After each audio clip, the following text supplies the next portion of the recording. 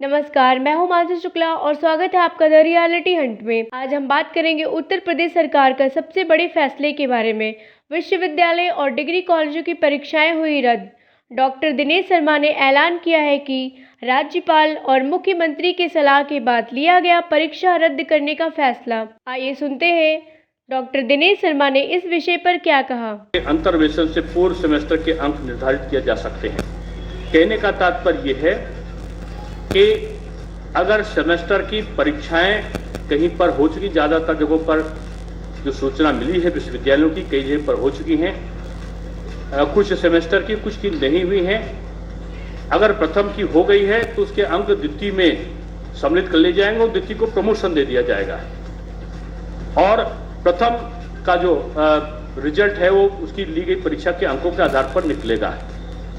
जहां पर परीक्षाएं नहीं हुई थी और पिछले अंक भी प्राप्त नहीं है, वहां पर परीक्षा को कराने का निर्णय लिया गया है। ये केवल दिशा निर्देश हैं और दिशा निर्देश के अनुसार विश्वविद्यालयों को अधिकृत किया गया है कि अपनी आवश्यकताओं के अनुसार, अपनी तैयारी के अनुसार जो दिए गए दिशा निर्देश हैं उनको समायोजित करते हुए परीक्षा का निर्धारण करने के लिए अपनी कार्यकारिणी परिषद से और जो उसकी अधिकृत संस्था है उससे वो अनुमति लेके परीक्षाओं का संपादन अपने स्तर से करा सकते हैं। वार्षिक जो परीक्षा पद्धति है उसके संदर्भ में जो दृष्टिकोण रखा गया है कि प्रथम वर्ष की परीक्षाएं जहां संपन्न हो गई हैं वहां उसके अनुसार रिजल्ट निकाल दिया जाएगा और द्वितीय वर्ष को प्रथम वर्ष के आधार पर नंबर दे दिए जाएंगे, स्नातक में भी और स्नातकोत्तर में भी।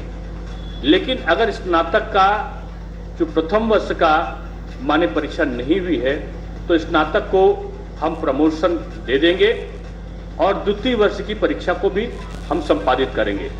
स्नातक और स्नातकोत्तर तृतीय वर्ष की परीक्षाओं को लेने का निर्णय लिया गया है।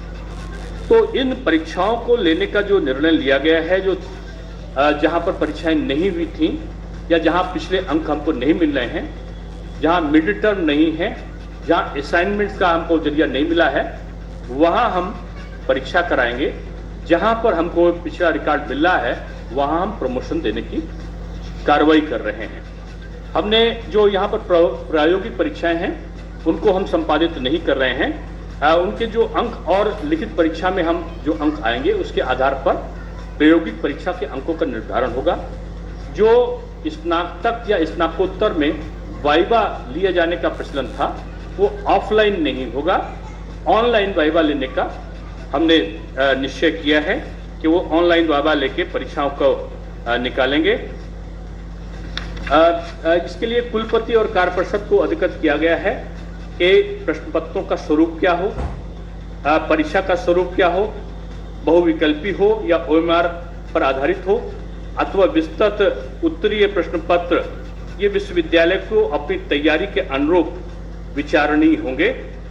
यदि किसी विश्वविद्यालय द्वारा किसी पाठ्यक्रम विशेष की परीक्षा ऑनलाइन कराना संभव होगा तो वो स्वतंत्र होगा, उस विश्वविद्यालय को हम अधिकृत करते हुए ऑनलाइन भी करा सकता है अगर चाहे तो।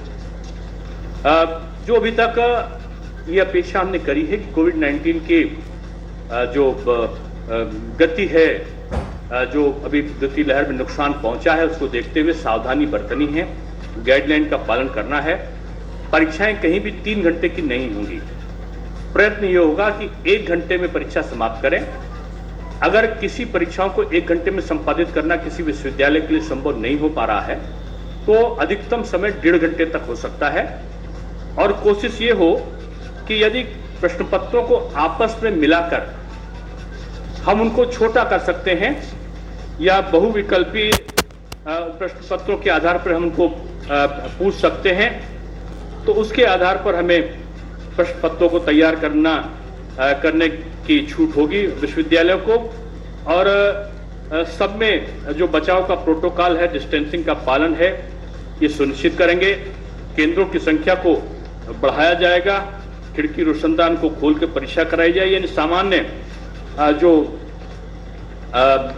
जो गाइडलाइन है जो कोविड-19 की उसका अच्छा सा अनुपालन करने की व्यवस्था रखी गई है। अगर आपको हमारा वीडियो पसंद आया हो तो लाइक, शेयर और कमेंट करें और हमारे चैनल को सब्सक्राइब करना ना भूलें। धन्यवाद।